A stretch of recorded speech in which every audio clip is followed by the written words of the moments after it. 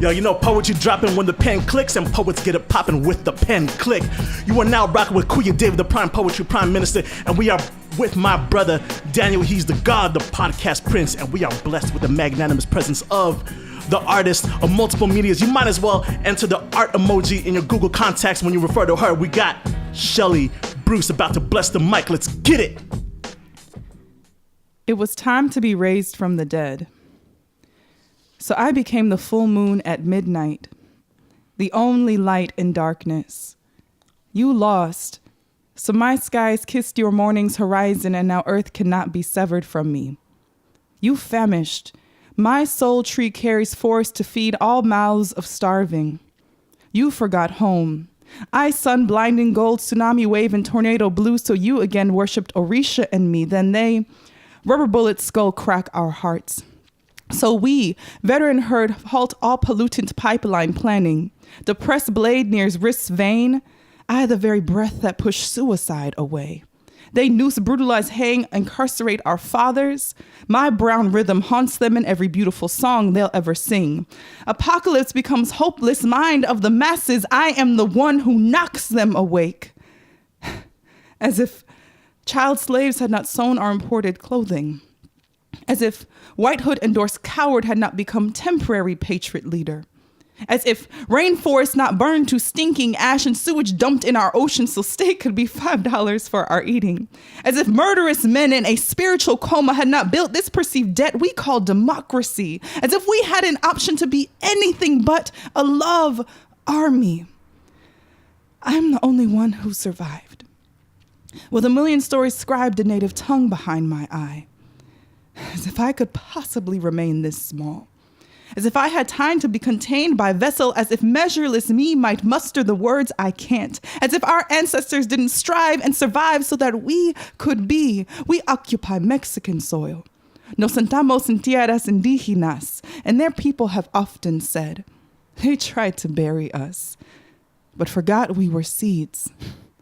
Goddess Sister Raja reminds all we must do is believe. And we've built everything on this. Thought to word to action. Life is action. Life is a dare at how legendary you could be. So I became the full moon at midnight.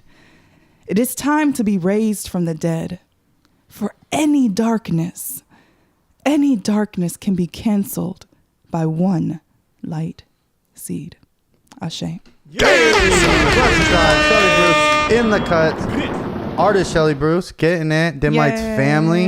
LA poetry family. Word. You're doing all the things too, Shelley. You ain't only a poet. You a painter. I'm Jamaican, so we have multiple jobs. As is what it said. There we go. There we go. For the listeners, bless. Welcome, Kuya. What's up? Y'all know what it is. Kuya David at Prime Poetry LG, the Prime Poetry League. Trying to get pen click cracking. What is Yeah, pen click. Don't you gotta try. It's already cracking. The most dangerous podcast poetry in the streets. Y'all know. They not ready, but they gonna be ready because they're ready. We out here. For the listeners, we're gonna jump right into it. Threads in Line is the first segment on the show. This is all first verse. All first verse. You about to get this work. That's where we take the piece that Shelley just brought us and we bring in the little tidbits that we liked or we wanted to break down and kind of hear about her process and what went into writing those things. I'm investigating the threads of life experiences to see what forged the poetry lines. There it is. That you have. There Poetic we go. with the descriptions too. We just keep it going. Yeah. Hitting it. After that lovely description, Kuya, you got something for us? You got something for us? I had some questions off the rip, but I just noticed how long ago did you write this? Because I heard your SoundCloud recording of this, and then I read it. But the way you just performed it right now feels like you altered some things, and where you pause makes more, gives more narrative sense to the whole thing. So yeah, I think it's so important when you write and you just continue to take a piece and practice it and nourish it, it takes on the life it's supposed to take on. So I wrote this piece at the top of the year because I knew coming into this year, or maybe it was the end of last year or top of this year. I mean, obviously we're coming into a very tumultuous political year, and I feel that was really disheartening and disappointing for many of us and scary. Hey. And I feel like it's really important to, as artists, to speak on that. And I knew I needed to write something about that. And so I wrote that for this whole year. And so and sometimes I'm like, lately, sometimes I'm writing a lot and sometimes I'm not. And I haven't been writing as much in terms of performance.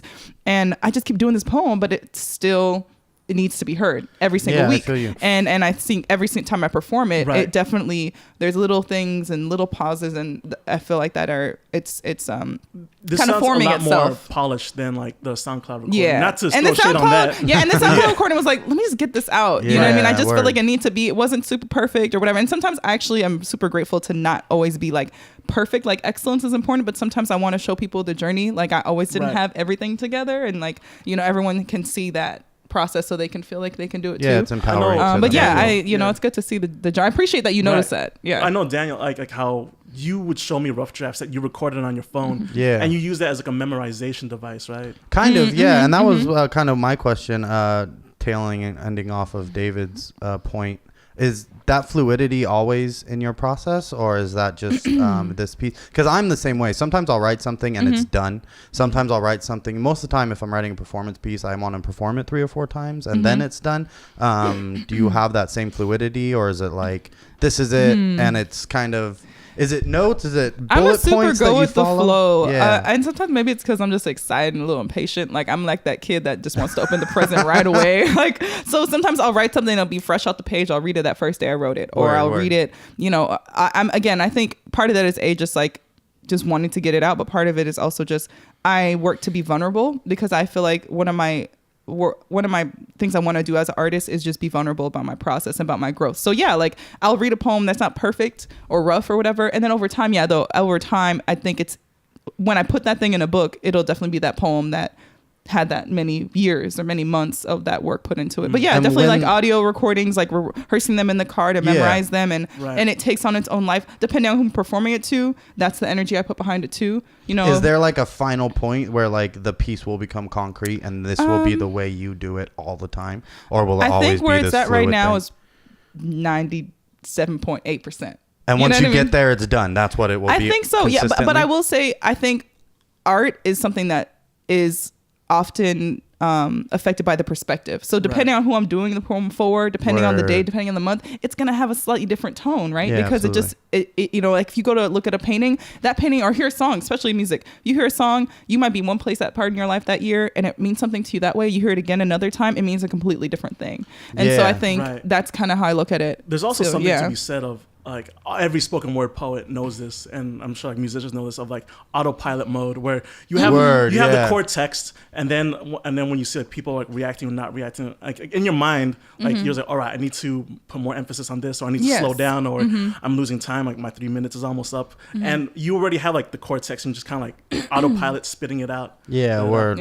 But- You slip to that Yeah. A-frame thinking. So like aside from the performance aspect, let's talk about your writing style a little bit, because in your first like 1 or 2 stanzas, you have like these subjectless pronouns, like you use you, they, and even I. Like I wasn't too sure like what or who you were referring to. My question is like was this meant for the stage, or was this more of a literary piece? Because these first 2 stanzas, and like actually all throughout, it doesn't really follow conventional like oral narrative storytelling writing, because like when you do oral storytelling, like essentially you want to keep to like 2 characters at most, and even then you want to identify, because people don't have the luxury of rewinding a live person. That's true. So if it doesn't land, it doesn't hit, is what we like to say on Pen Click. And but then like literary pieces, you can reread over and over again until Find the you meaning. until you find the meaning. Like with a haiku, it's only 3 lines, and out of those 3 lines, like you can reread it as much as you want until you finally find meaning. But with yours, I had to like reread this joint like I just try and keep them coming back for more. You know what I mean? Like, but you know what? But you know what? Thirst traps out here, dead ass. And that for thirst the thirst for the listener, words. there is a certain homogenization in the spoken word scene. There is a style that is kind of consistent throughout everybody, and more traditional or literary poetry doesn't fit into that style. So that does inform, obviously. So yeah, Shelley. Yeah, what was the intent I was even of going to this? talk about before that question, just how, I guess, paradoxical I can be. Like maybe it's finished, maybe it's not. You know, I think with art too, like it just depends on, it's hard to finish a painting. It's hard to finish a poem. 'Cause it's like, even with this poem, I feel like, I could add a couple extra lines here or whatever. But with that too, it's like, I feel like I've gotten that critique for different work I've written, you know, depending on the word choice I use. I try to keep it really pure to what comes through, like what comes through when I write it. And I think this poem is very much about I, me, you, we. So it could be just all about me and my specific life path. It could be all about you and your specific life. It could all be about us as a collective. So I like to play around with pronouns because it's like we can all relate to different points. And so maybe it may be quote unquote maybe a little confusing or kind of like but I think but poetic. but I want people to kind of like play around with the idea of the responsibility or just like putting themselves in different positions.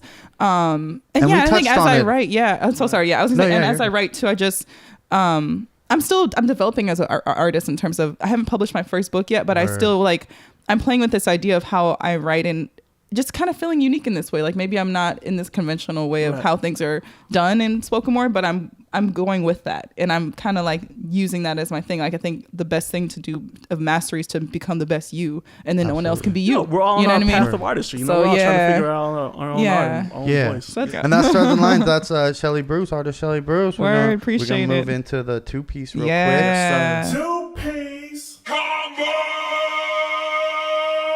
So for the listeners at home, for Kuya, for Shelley, for the gods, the two-piece combo is where we're going to bring in a couple pieces of poetry that we are going to review, critique, maybe blast out. Sometimes we do that. Sometimes. You know what I'm saying? So anyone can get it. David's going to pull something from YouTube and from social media. The piece that we are going to watch on YouTube is called Poetic Translations.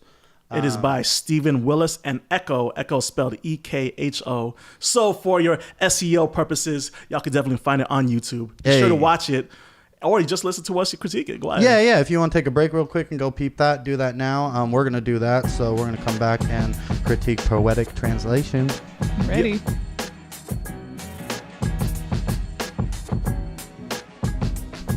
We back in the cuz pen click happening. The God Shelley Bruce with us. Goddess, Goddess. We all one thing, girl. Gender is a spectrum. God is a woman. You are all a woman. Open that third eye, bro. Yeah, all you boys trying to hold. All you boys out there talking about rompers, trying to hold on to your masculinity. Let it go, G. You just as much female as you is male. Facts. God is a woman.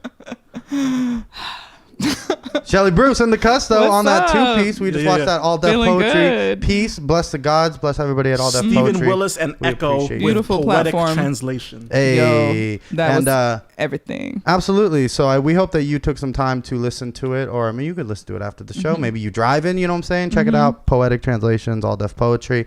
We're gonna jump into this critique. This is one of my favorite pieces in a minute. My boy Kuya hit me with this. I was like, hey, what are we gonna bring on the two-piece this week? And he was like, bro, check this. It's one of my favorite pieces. It's one of my favorite pieces, for sure. It's one of my new favorite. Yeah. One thing that I loved about this piece is one of the greatest things about American Black art is levity. One thing that I learned about my own art and my own struggle and my own hurt and getting through that is to be real about it, to be vulnerable about it, but to also maintain a sense of levity and to not take yourself too seriously and to cherish life. Sam Cooke is kind of the example, you know, like Sam Cooke can be tragically honest and vulnerable and remind you of the horrors of the situations. And he can also like make funny sounds with his mouth and that it makes us all feel good, you know what I'm saying? There's both in his work, there's both in all of the Black arts really. And I think that is somewhat of a necessity as to survival, you know what I'm saying? Shouts out to generations past. My cousin Chris Spencer, he's a very accomplished comedian and writer and director, and one of the things he said to me one time was like, I think it's something like over time, you know, everything can become comedy. You know, it's like after things sit and heal, because it's like if you allow it to just really sit, because like even if you just stay too dark for too long, you know, it's going to destroy you. Like at some point you have to learn how to have levity and kind of bring it back to their place and heal it and move it to something else. And I just took that, I really appreciated that, you know, like sometimes kind of, just I think it's so important to have that understanding of that balance. And they executed it flawlessly because for sure. You have Homegirl doing it like she's real like stone bars. cold, like they're real bars. I'm too, heartbroken. like, you are not gonna interrupt me right now. And the content is there, like the poetic content's there. It was literally two fire pieces. But then the comedic relief on top of that. So what I love about it is the duality of that, like really thick literary poetry that sometimes doesn't get come across as consumable when when being experienced like on stage. But then you have like the translator who will just like off the top like just break it down. What's Bruh's name? Echo. I need Echo in my life. Echo Can Echo Willis? come translate my woman. poem for me? Echo's No, a Echo's a woman. Okay. Stephen Willis. Stephen Willis. Stephen. I need Stephen to be on my right hand when I'm performing Light Seed. Like, bro, can you come? I think like, they might be from New York. They had like the New York the New York blessed God. Yo, shout out to the East Coast. We see But yeah, and what was I gonna say? Yeah, it reminded me of like the duality between literary and stage performance. But at the same time, it's like there's a critique that I've often said where there are some poets who are so prose heavy without much poetic flair. It's like if it reads like a paragraph or an essay, then like is it really poetry or are you just saying it in a poetic fashion? It's like that's whack. But at the same time, if you like get too deep into word swag, like I'm gonna do like 5 minutes of alliteration right here, and then I'm gonna do like a 17 syllable multi right here. It's like like you start to drone out. It becomes white noise. But like it's dope that because it's just little spurts of like really thick, dope, fire poetry. But on top of that, you cut right through it with like Stephen Willis doing the layman's translation. Yes. I thought there's such a fun duality in that. And just to really like again just bring humor to the poetry realm, because sometimes people, and I think that's a great poem to educate folks about. I feel like what spoken word is like in terms of us understanding the beauty and the seriousness of a piece like that and the heartbreak and telling the story, but then also like for other folks like okay, like we can also like make fun of ourselves, we can also just understand how to break this down and really explain to you like what's really going on in this situation. And I loved how they both owned their perspectives. Like he owned his time, and she owned. I love that was such a great. She didn't crack once. You know what I mean? She owned her side, and it was a really great contrast to watch in terms of the performance aspect of that piece. Love that. And it's important, like new audiences. There's a lot of very accessible, very accessible. Yeah, for sure. Because there is a lot of new audiences. We have them. We all got homies that were like, come out, and they come out, and they're like, bro, what did I just sit through? And it's like, yeah, all right, you aren't the audience for it. But the complaint usually is it's like it is too much of that it's too serious or it's too depressing or it's too whatever, and something like this it's just makes both shine so bright. I loved that like they paid attention to the entertainment side of the performance. Because at the end of the day it's like spoken all art is like really there for like human consumption and it's not just to consume but it's also to be entertained. I'm not gonna go to an art exhibit to look at like just blank walls because like, it's boring, but I want to see some engaging stuff. Same thing with spoken word is that like I'm there to be entertained at the end of the day. What you gonna give me, right? And it's like I'm there to view and receive other people's expressions of their perspectives, but I want it to be entertaining. And if you're just gonna spit bars without it being entertained, then that's kind of whack. It's like I would definitely score it lower, but because they paid attention to like the entertainment part of the performance, because this is performance poetry. Yeah, it's a slam piece. Exactly. Yeah. So I would give it a 10. If I was in the building, I would give that a 10. Oh yeah, no doubt. I'm gonna give it a 15, 11. Yeah, word. Like that. If I saw that live, I would be. You give that a 15, and then like Shihan would be like, "Yo, you giving that a 1.5?" It's like, no, that's supposed to be a 15, Shihan. Thank you. Let's call it Shout 10. out to Shihan. Yeah. Word. We see you. And I also just really want to say, dang. Oh, and also I think that's a great tidbit for me that I learned in terms of slam poetry and improving. You get to a point where your piece has to be written well, it has to be striking, it has to be like, oh my God, time is stopped right now, but it's also how you deliver it. And that's one thing I learned as I got more into slam is not only does your work have to be amazingly written, like Rudy Francisco is a great example of that, but you have to be like very present in how your mannerisms are, and they own their mannerisms in terms of what they were doing with that piece. And I think that also just made it a great piece of entertainment to watch. So I think that's a really good tidbit for people who want to get into more performance poetry. Absolutely. And the one thing that I found that is beneficial in doing that is like the expression, that part that you're talking about comes from like the vulnerability. So writing it is a lot of brain work, a lot, but that performance side of it, like Very you gotta important. let that into you and let it get whatever it is out, like, and that's really what we're doing. The important thing I thought about this dynamic that we're seeing happening in this piece is that neither of them degrade the other. Right. Ooh, So because it is important That's that because again, I said it earlier, there's a lot of people where it's like, well, that's boring or that was depressing, and it's like, bro, you just saw like homegirl heal, like you just saw somebody go on stage and share something with the world. Yeah. And it may have been depressing and it may have affected you and it may be a little pretentious, like those things may exist, but it's undeniably we just saw somebody heal and move forward and they're going to affect other things in the same, or people in the same way. And it's important when you're doing something like this, because the intent is clear. Right. We want to make something entertaining as well as poetically relevant, like in this spectrum of poetry. And they executed it again without taking anything or taking any real shots at the poetic side, because as much as, again, you said it, I want to be improved. They showed improved. Yeah, as much as we do want to be entertained, this is a healing art. This is a real thing for us as a culture, and this isn't like a band-aid. This is a treatment. Poetry is a treatment that we have to constantly be going through. Many facets. Absolutely. And I kind of feel like, I mean, it's a bad example, but like I've had homies like that have gotten real medical treatments, and while they're getting treatment, you know, they're watching the most lit, ridiculous things while they're sitting there with like IVs in their arms and shit in their blood.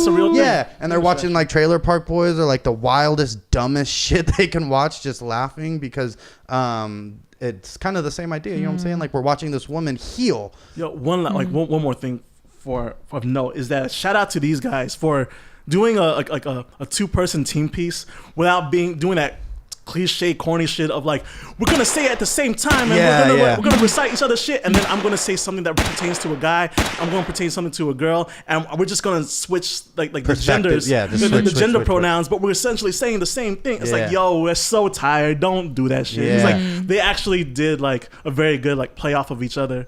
Yeah, at the end there, whenever they start like both going in at the same time, that was incredibly entertaining. Yes. And if you listen, it's 2 fire pieces, like what they're saying. And that takes a lot of concentration to just be in your piece. This piece ultimately makes you want to hear it again. Yes, like, for sure. You want to listen to it again. You want to hear what you missed whenever they are talking over each other. You want to see things again. One of my favorite parts is the I knows twice, where he's like, I know, and adamantly translates it. Like, that's fire. That made me want to see it again.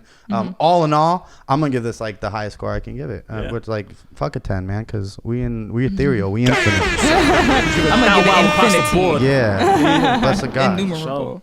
In Roman numerals, go ahead. M's and X's and C's, like, whatever that equates to. Moving on to the little piece. Yes, sir. Hashtag poetry. All right. Where we type in hashtag poetry into a social media platform, come up with whatever first comes up in the feed. And today's hashtag poetry comes from Instagram, and it's from the account Mother London. Hey, all right. And the piece goes, London. Bless the gods. If all your dreams were on fire, which one would you save? When it comes down to the wire, should I be afraid? Don Black, Dreams on Fire. Hey, all right. Word. High key. I'm gonna say high key. I'm like, not low key, but high key. That was lit. Yeah, that first Short line got me. Yeah, it sure did. First line. Yeah. What was it? If all your dreams were on fire. Yeah. Damn. Which one you keep, Yeah, that's especially like in our generation of like, 144 characters got to be lit every time. It's like, that first line is captivating. Like, if all your dreams were on fire, which one would you save? When it comes down to the wire, should I be afraid? So first of all, like doing the whole like A-B rhyme scheme, and like it just rolls off the tongue. The syllable count is there.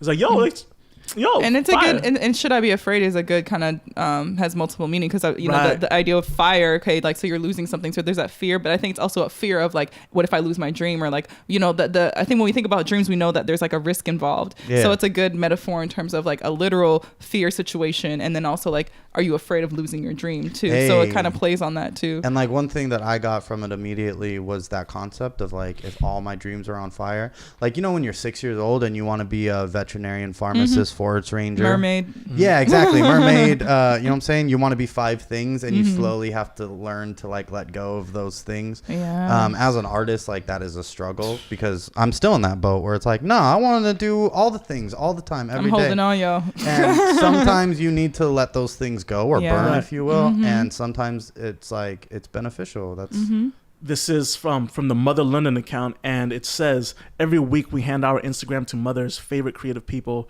This week it is Poet in the City. So it's like, looks like they're just giving the Instagram account to like whatever poet. Oh, sweet. Oh, that's so dope. These are, and this one's from Don Black, Don Black. That's what's this is tight. Like, out of 10, what would you rate it? Oh, 10. I'm gonna say like a strong 8. Like, Strong 8. There's not. It's short. And I mean, like, for what it is. I'm just gonna say 8 because I know there's gonna be a piece we come across that's a 10. You know what I'm saying? Like I know, and this isn't it. There's gonna be something that I'm like, how did you do that in 4 lines? Right. And this isn't it, because I see what he did and I get it and it's well executed, but it's not changing the game. You know what I'm saying? And that's what 10s are for. So I'm definitely gonna say, like, I'll give it an 8.5. Even. It doesn't change the game, kind of like how the game, the rapper, it's like a solid albums across the board, but he never really. I love the game. Shouts out, bless the game all the way across. Always consistent. Always LAX, Compton is documentary fun. too. All of that. Yeah, always. But at the end of the it. day, he's not like doing those piercing, and that's okay, groundbreaking joints. But at the same time, it's like super solid for what it is. Hey. Like I'll definitely put on the playlist when I'm like on my bike trying to roll out and it's like just swag out, you know. Bless it. Yeah, I was gonna say I give it a solid 8 as well, which is my favorite number. So shout out. Bless God. 8 is also like one of like the luckiest numbers in like a lot of Asian Infinity. cultures. Oh, that's Turn that horizontal. That's interesting. Yo, you get 8 sideways like the number of infinity. Shout out to Disaster, Battle Bars, all of that. Yo, I give it 8.5. Yeah, word, right? That's fine. Not an 8.8. I'm teasing you. Yo, Since we're playing. shout out. That's Bless cool. That's cool. It's God. good. Solid. That's a little part of the 2-piece. Donovan Black. What was it? Don Black. Black. There's another Don Black in the room. He's not. Yeah, shouts out to Donovan back here. We see you. You've been here. The Black Don. He's off camera, but Yeah, bless the God. Assisting. That's what's up, though. Get it. That's the Shout out to 2-piece. Black Noise. hey, Word. The last segment on the show is 5 for your eye. 1, 2, 3, 4, 5. So we give the artist, the God, Shelley Bruce, in the house today 5 words. We give her some time to write a piece, but the only rule is she's got to use all 5 words in her piece, any style, any subject, anything you want to do with these 5 words. Yeah, word. hey, facts. I'm waiting for somebody to just bring us the 5 words and be like, "What's up? That's my poem." You said If I anything. would've known. That's anything. That could be.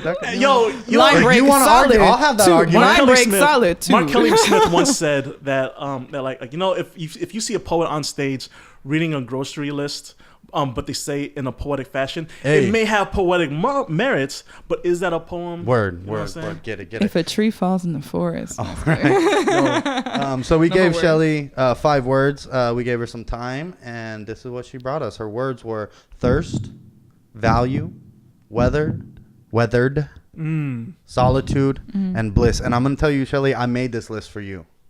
I felt it. I made this list for Shelley. I was like, this is for me. yeah, I know Shelley a little bit. I know like how she Daniel, writes. we felt it in we Braille. go back. Yeah. She got the text. It's like oh, this is Braille-tastic, and I feel the words. It was definitely like, oh, she didn't like family. I'm gonna give her something I know she could work with. Right. So I did. So the piece is called Lack. Many thirst to be valued. Patience become weathered by countless storms of that being untrue. Solitude quenched for only so long. On both ends of this river, bliss evades those who find that something is always missing. But bliss is an overflow. Solitude stay in those who always feel stranded in the desert even when they not alone. Joy constant as the wind and the tide for those who choose it despite the weather. They never thirst because wisdom keeps them full. These ones value finding the simple magic in everything. They turn wells into oceans, miracles from trials, water into wine, masters of gratitude. Ashe. Hey, bless. Yeah. So what's wild is I wrote this morning. All right, get it. But, and sometimes it wasn't hitting me yet, but I finally, I was like, I gotta do it. And it was divine though, because everything's divine. I was writing, I was tweaking in the car, and I was writing the line, miracles from trials. And I look up and I see in big letters the name Julia on the back of a truck. And Julia is a friend of mine who is fighting for her life with brain cancer right now. And I was like, yo, miracles from trials. And I look up and I see Julia's name. There you go. So I sent her this message and I sent her the poem. I was like, I think this poem is about you, master of gratitude. Because she's very much a person who, she's been fighting brain cancer. This is her 3rd time going through intense chemo, fighting a tumor in her brain. But she's always very happy and positive. And then when she gets healthy, she's running a marathon. And she's like, there's different perspectives, but for the most part, no matter what you're going through in your life, if you can be a master of gratitude, you can make miracles. You know what I mean? If you can appreciate no matter what's going on in your life and turn your trials into something more, then you got this thing. Shout out to Julia. Yeah. Shout out to Julia. Yeah, bless her and bless all who are kicking cancer's ass. Yes. Word. And something like that definitely gives you a lot of that as well. Like that's humbling. That's humbling. That's dope. I'm glad that you could express that. Through it came out today. For your eye. That's what's up. Yeah, thanks for getting down with the pen click. Hey, thank you, love Shelley it. Bruce. Much love. It's an honor. It's a pleasure. I appreciate chatting with you, gentlemen. Yeah, check Shelley out. It's SHELLEY. Hey. So I know there's a few. You're watching Shelley. on YouTube. We'll see it like down there. Yeah. So SHELLEY Bruce, normal spelling BRUCE. It's artist Shelley Bruce. Pretty much across the board on all of your social everywhere, media. worldwide, international, all over the universe. Get it. Intercosmic, interdimensional, all the things. You can hit her up at Shelley Bruce, at artist Shelley Bruce. Yes. You everywhere, girl. You on all the platforms. I'm on the gram, on the Instagram, on the Facebook, on the SoundCloud, on the Etsy, on the all the stuff. YouTube, Tumblr, on the YouTube. You on YouTube? On the Snap. Snap is for the little bit of the ratchet. You snap a little bit. You want to find me? My You want to find me on Sam. Snapchat? You know, it's my like private realm a little There bit. you go. No, I feel you. It's like I only snap on the weekends. Yeah, I only snap for the third drink. The third drink don't make it to Facts, Instagram. yo. All right. I only use Snap so I can remember what happened the night before. Although Yeah, I did get a little drunk last weekend, and then some of the things made it to the 24 gram. 24 hours later, like no evidence. Like we good money. Unless you got scumbags are screen capping your. Yeah, no. But it's all good. So I'm on all social media and At artist Shelley Bruce across the board. And poetry is one of my first loves, but I'm also a visual artist. I'm a Yeah, painter. I was gonna say, I'm a very spiritual being, so I put on spiritual community events, and Always. I talk about a lot of inspirational things. So that's my. Yo, I do all 360 kinds of artist, stuff. man, for And sure. one of the things I will be having coming this fall is I've been blessed and wanting to create an open mic space because that's what, was so Right, much home for me these 10, 11 years that I've been an artist. And so that's going to be in Long Beach. So follow my social media. So we're going to fine tune what day of the month that's going to be, but it's going to be an open mic in Long Beach. And you don't want to miss it because the team is ridiculous. And it's just going to be an amazing, amazing experience. We were running an open mic for like a year and now we're taking a break.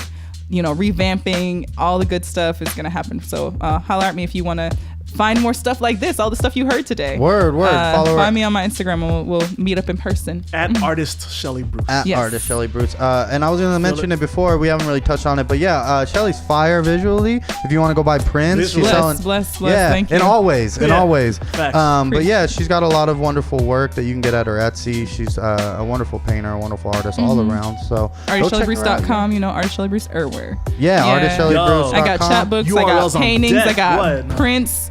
You know what I mean? I got it all. Yeah, get it. Go check her out, y'all. Go check her out. Y'all watch the pen click on YouTube, so y'all know what to do. Like, comment, subscribe, share, write, survive. Thank y'all. Love y'all.